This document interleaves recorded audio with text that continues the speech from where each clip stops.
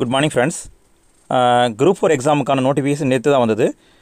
இந்த வீடியோவில் நம்ம என்ன பார்க்க போகிறோம் அப்படின்னா, குரூப் 4 எக்ஸாமுக்கு அப்ளை பண்ணுறதுக்கு முன்னால் நீங்கள் என்ன பண்ணணும், என்ன பண்ணக்கூடாது அப்படிங்கிற தகவலை தான் நம்ம பார்க்க போகிறோம்.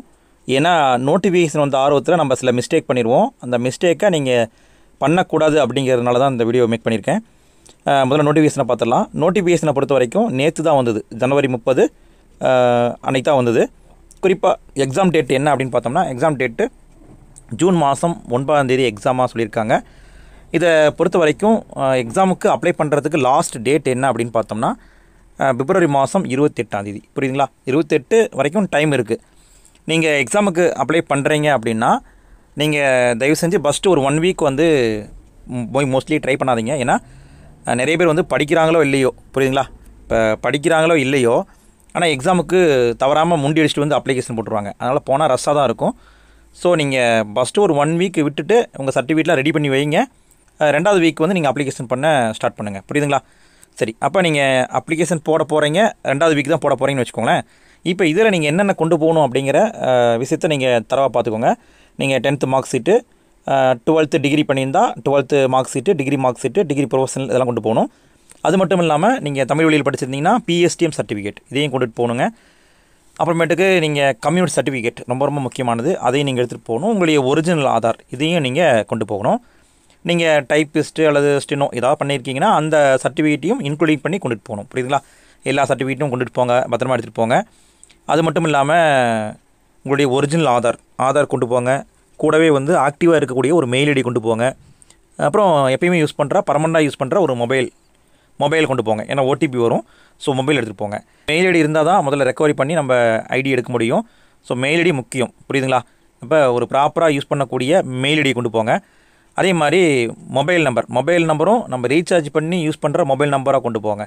என்ன காரணம் அப்படின்னா, நம்ம ஒன் டைம் ஐடியில் ஏதாவது சேஞ்ச் பண்ணுறோம், நம்ம தப்பாகிருச்சு ஏதாவது பண்ணுறோம், இல்லை நம்ம பாஸ் ஆகிட்டோமா இல்லையா அப்படிங்கிறத செக் பண்ணுறோம். எதை பண்ணுறதா இருந்தாலும் நமக்கு மொபைல் நம்பரும் மெயில் ஐடியும் தேவை. ஸோ ரெண்டையுமே பத்திரமா வச்சுக்கோங்க, பத்திரமா யூஸ் பண்ணுற மாதிரி பார்த்துக்கோங்க.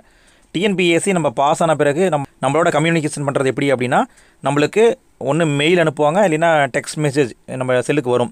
இந்த 2 வழியில் தான் நம்மளை கான்டாக்ட் பண்ணுவாங்க. அதனால் நீங்கள் இதை மட்டும் பத்திரமா வச்சுக்கோங்க. நீங்கள் அவசர கதியில் எதை ஒன்று கொடுத்துடாதீங்க. அடுத்தது முக்கியமாக நீங்கள் கவனிக்க வேண்டியது என்ன அப்படின்னா, நீங்கள் ஏதோ ஒரு சென்டருக்கு போவீங்க. அங்கே போயிட்டு நான் குரூப் 4க்கு அப்ளிகேஷன் போடணும்னு சொல்லுவீங்க. அவர் இன்னும் டைப் பண்ணுவார், வாங்கி கடற்கடன் டைப் பண்ணி அப்ளிகேஷன் போட்டுருவார்.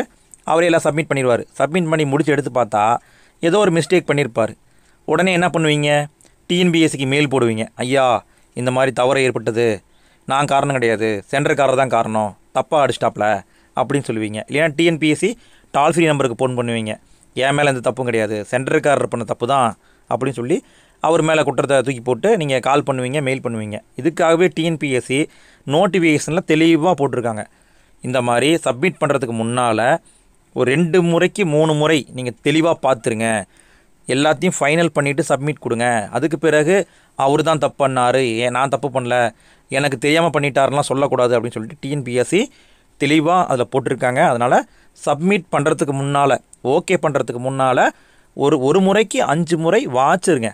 உங்கள் சர்டிஃபிகேட் நம்பர் கரெக்டாக இருக்கா, பேர் கரெக்டாக இருக்கா, எல்லாம் சரியாக அடிச்சிருக்காங்களா அப்படின்னு சொல்லிட்டு 1 முறைக்கு 2 முறை தெளிவாக வாட்ச் பண்ணிடுங்க.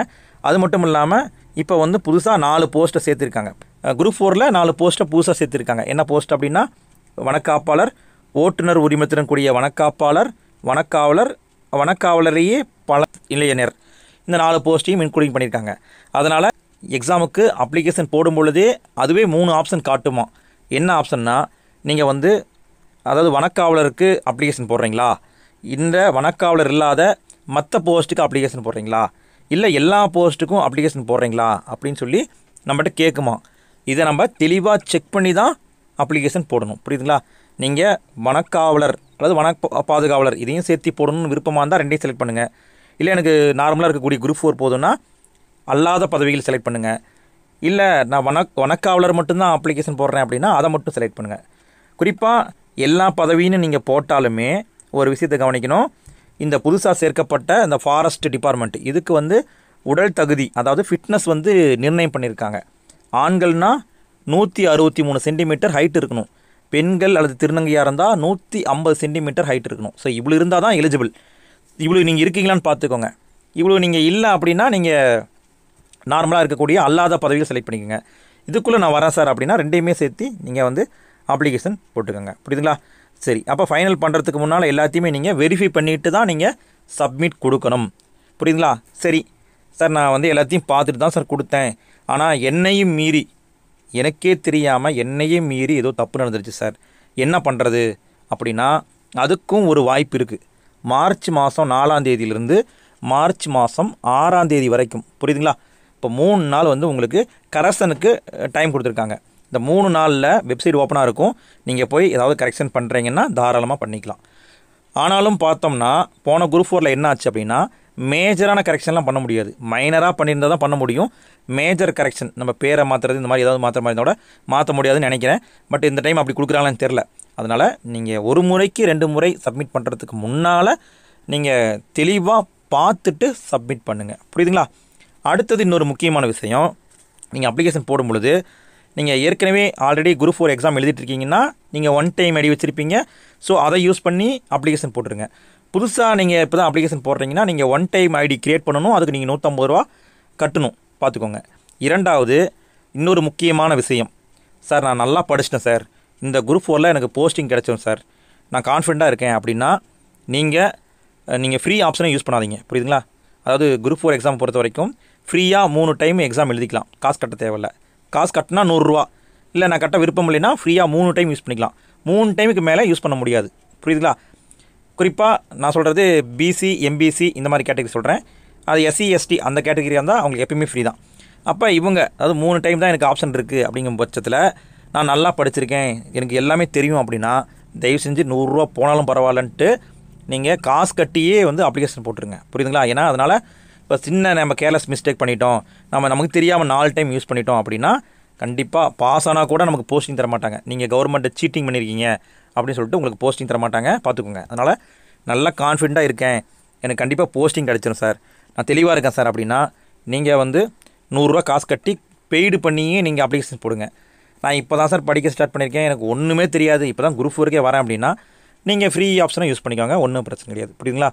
அப்போ நீங்கள் இந்த மாதிரிலாம் மெத்தட் யூஸ் பண்ணி நீங்கள் அப்ளிகேஷன் போடுங்கப்பா. அதையும் குறிப்பாக நீங்கள் ஃபஸ்ட் வீக் போனீங்கன்னா ரஷ்ஷாக இருக்கும். ஸோ அங்கே போய் வெயிட் பண்ணிக்கிட்டு நீங்கள் அலைச்சலாக இருக்கிற மாதிரி இருக்கும். அதனால் நீங்கள் செகண்ட் வீக் அந்த மாதிரி ஒரு 4 நாள் 5 நாள் கழிச்சு போங்க.